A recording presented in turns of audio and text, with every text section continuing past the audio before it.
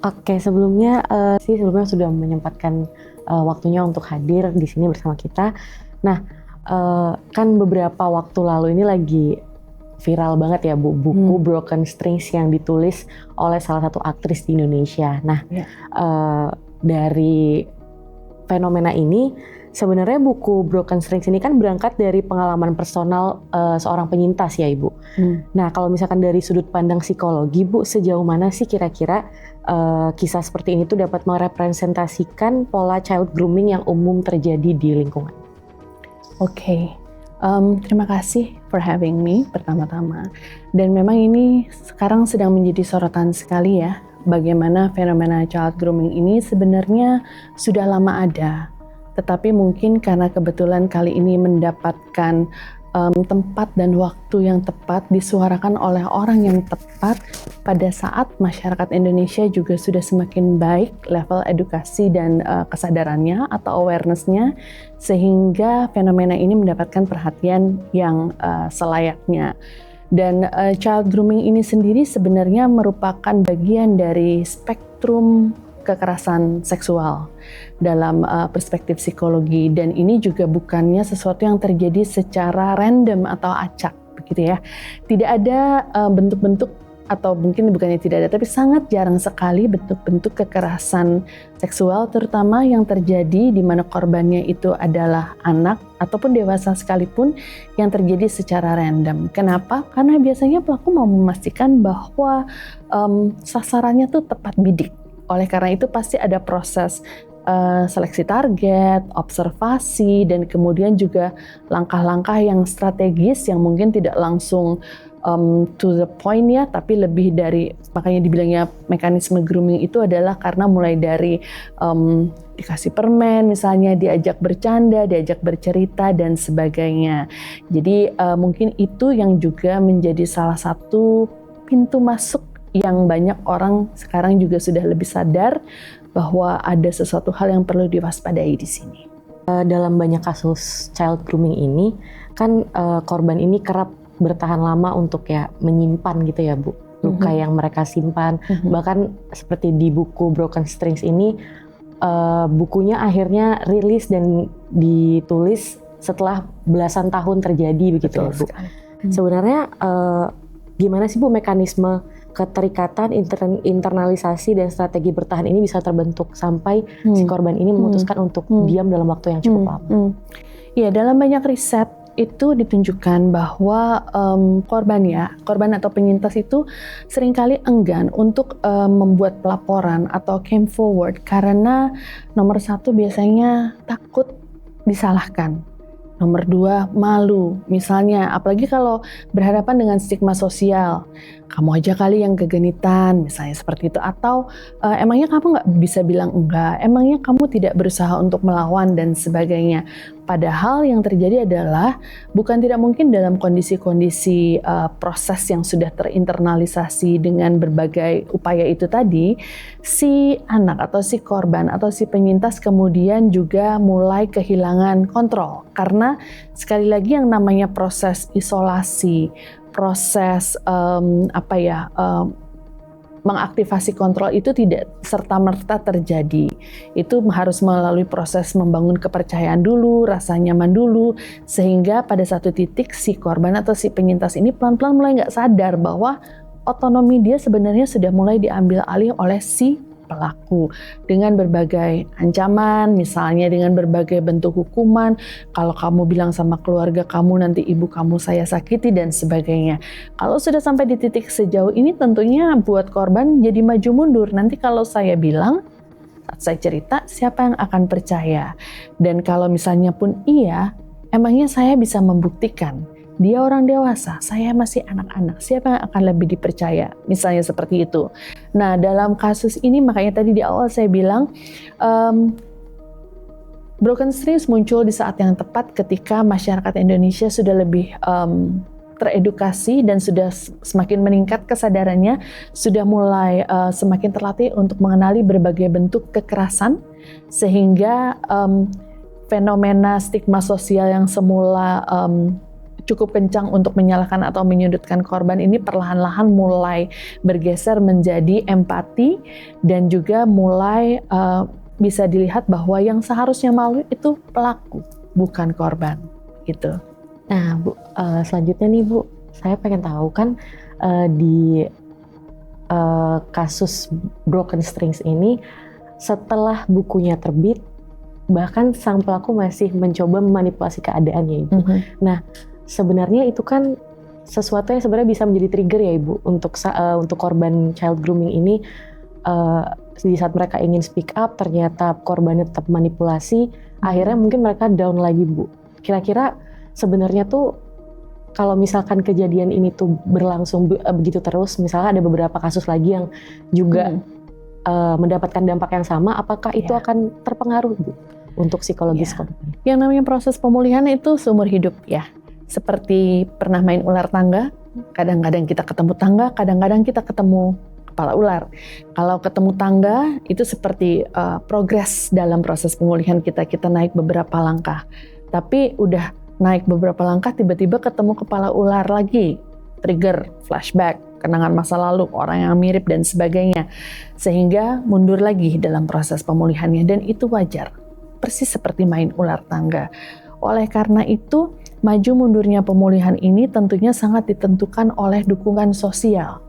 Sekali lagi, ketika stigma sosial sudah bergeser menjadi empati dan memberikan penguatan kepada korban atau penyintas untuk bisa menceritakan, itu kan sebenarnya juga memberi kesempatan kepada mereka di luar sana yang belum punya keberanian untuk tahu bahwa wah, dia berani bercerita, dan ternyata respon dari masyarakat menunjukkan keberpihakan kepada si korban karena masyarakat sekarang sudah lebih mengerti sehingga masyarakat juga tahu bahwa itu bukan sesuatu yang perlu diamini, ditutupi, apalagi dilindungi. Bahwa kemudian dalam konteks Broken Strings ini si allegedly pelaku masih berusaha untuk cari panggung di sana sini, pembenaran dan sebagainya, dan sejauh ini yang kita lihat si penulis belum mengeluarkan statement apapun. Dan menurut saya itu adalah sebuah manifestasi ketika penyintas atau korban berhasil reclaim the power. Artinya dia tidak lagi memberikan kekuatan atau kuasa atau power yang luar biasa kepada si pelaku untuk menyakiti dia. Proses pemulihan bukan berarti lukanya hilang. Proses pemulihan adalah kita bisa ngelihat kita pernah luka, bekas lukanya ada, tapi itu nggak lagi nyakitin kita. Oke, baik Ibu. Nah, kalau mungkin untuk menghindari adanya lagi kasus-kasus child grooming yang akan terjadi, mungkin dari sisi psikologis, apa sih Bu tanda awal yang mungkin bisa lebih disadari nih? Karena kan generasi sekarang mungkin lebih mementingkan rasa sayang, rasa cinta, dan mungkin mereka agak sedikit kurang bisa membedakan yang mana yang akan mengarah kepada hubungan yang toksik atau kekerasan seksual, atau yang mana yang memang bentuk proteksi aja dari seorang pasangan ke mereka. Gitu. Yang pasti, kalaupun itu tidak terjadi kepada kita atau sekeliling kita, tapi kan kita bisa melihat. Yang pertama sudah pasti perhatikan rentang usianya. Secara hukum di Indonesia itu KTP 17 tahun, usia legal 18 tahun, usia beli minuman keras 21 tahun. Jadi ya artinya di bawah usia-usia tersebut bisa dianggap minor atau di bawah umur ya. Dan juga kalau misalnya dibilang, tapi ada loh orang yang usianya 45 tahun dan menikah dengan usia 25 tahun, itu kan 20 tahun rentang usianya. Betul, tetapi pada saat terjadi pernikahan, yang lebih muda itu usianya sudah 25 tahun. Asumsinya sudah berusia dewasa secara hukum dan bisa mengambil keputusan untuk dirinya sendiri. Lain halnya kalau misalnya terjadi relasi romantis dari seorang perempuan usia 15 tahun misalnya dengan seorang laki-laki umur 30 tahun. Dari sini saja sudah bisa dilihat bahwa si anak perempuan usia 15 tahun ini seharusnya masih berada di bawah umur dan oleh karena itu masih berada di bawah tanggung jawab orang tuanya. Dan secara hukum segala sesuatu yang terkait dengan kepentingan dan hajat hidup si anak itu adalah tanggung jawab orang tuanya. Begitu ya. Nah, dari sini saja kita sudah perlu bisa mewaspadai. Karena usia 15 tahun itu rentang usia yang jauh loh. Dan tentunya sudah banyak topik, tren, gaya hidup, dan sebagainya yang tentunya sudah akan berbeda. Let's say 15 tahun kelas 3 SMP ya, 30 tahun biasanya orang sudah mulai punya karir. Tentunya prioritas, tujuan hidup, dan sebagainya, cara berelasi dan sebagainya juga sudah berbeda. Itu satu. Yang kedua, kita juga harus mewaspadai kalau misalnya sebuah relasi ini mulai membatasi ruang gerak kita. Relasi yang sehat tidak ada intimidasi, tidak ada merasa keterancaman dan sebagainya. Kalau relasi ini mulai membatasi salah satu dari relasi sosial dengan keluarga, dengan teman sebaya dan sebagainya, mulai ngatur-ngatur, nggak boleh pakai baju ini, nggak boleh pergi ke sini, nggak boleh hadir acara ini dan sebagainya. Hati-hati, sudah ada ketidaksetaraan di situ. Dan ketidaksetaraan dalam relasi selalu menjadi bibit dari kekerasan. Dan kemudian juga yang perlu diwaspadai berikutnya tentunya adalah apakah ada bentuk-bentuk kekerasan itu sendiri. Kekerasan itu tidak harus selalu fisik. Dalam banyak kasus kekerasan dalam relasi romantis, kekerasan itu bisa dalam bentuk verbal, emosional, psikologis, bahkan finansial. Begitu. Jadi banyak sekali sebenarnya red flags-nya yang bisa diwaspadai. Tugas kita di era teknologi dan informasi sekarang ini tentunya juga harus jangan mau ketinggalan untuk mengedukasi diri sendiri.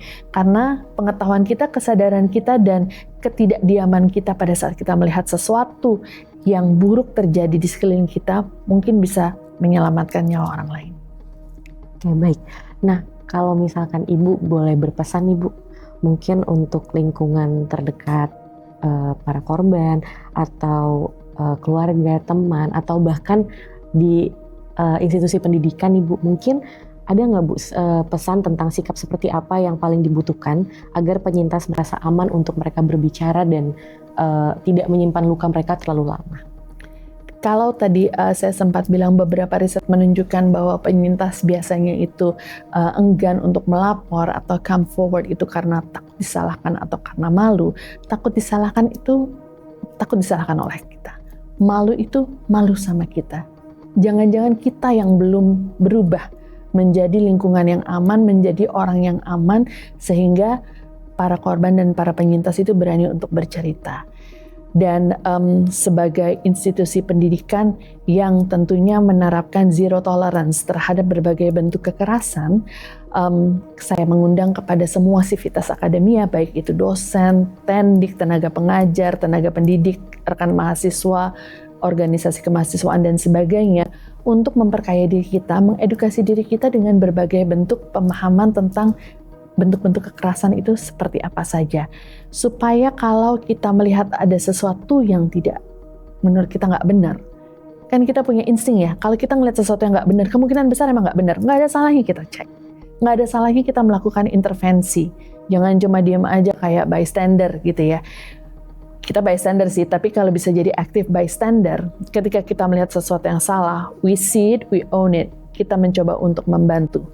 Selemah-lemahnya iman, paling enggak berusaha untuk memastikan bahwa ada kita loh yang ngelihat lo tuh bukan yang nggak diawasin loh.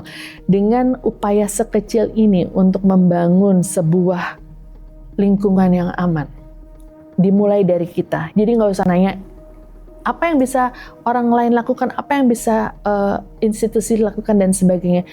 Kita mulai dari diri kita sendiri. Kita udah jadi orang aman belum? Apakah kita akan diam aja, buang muka, melengos pergi, atau kita akan berusaha melakukan apapun itu seminimal mungkin yang kita bisa kalau kita ngelihat ada sesuatu yang salah dan butuh pertolongan kita.